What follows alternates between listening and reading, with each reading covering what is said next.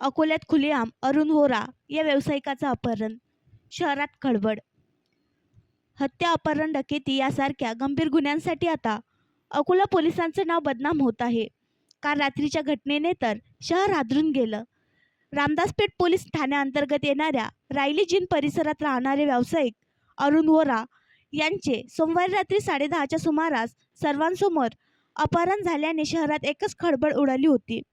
सामान्य नागरिकांबरोबर आता अकोला शहरातील व्यापारीही सुरक्षित नसल्याचे चित्र अकोल्यात दिसत आहे. काल रात्रीच्या घटनेने व्यापारी वर्गात भीतीचे वातावरण पसरले आहे. काल रात्री शहरातील व्यावसायिक अरुण वोरा यांचे व्हॅनमध्ये आलेल्या काही अज्ञात आरोपींनी अपहरण केल्याची घटना समोर आली आहे.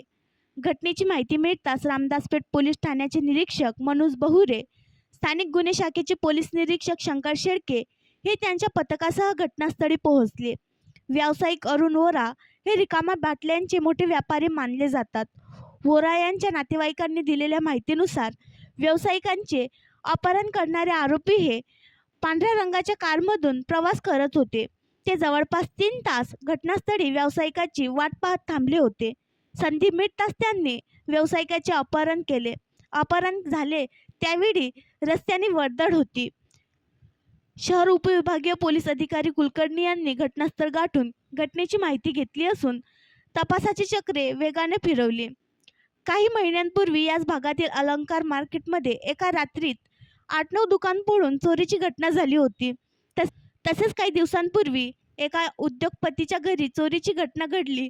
तर आज व्यावसायिकाचे वर्दळीच्या रस्त्याहून अपहरण झाल्याची घटना घडली. यामुळे अकोल्यातील व्यापारी वर्गात भीतीचे वातावरण निर्माण झाले आहे. आणखी नवीन व्हिडिओ पाहण्यासाठी आमच्या देशमुख एक्सप्रेस न्यूज चॅनलला सबस्क्राईब करा, लाईक करा आणि शेअर करा.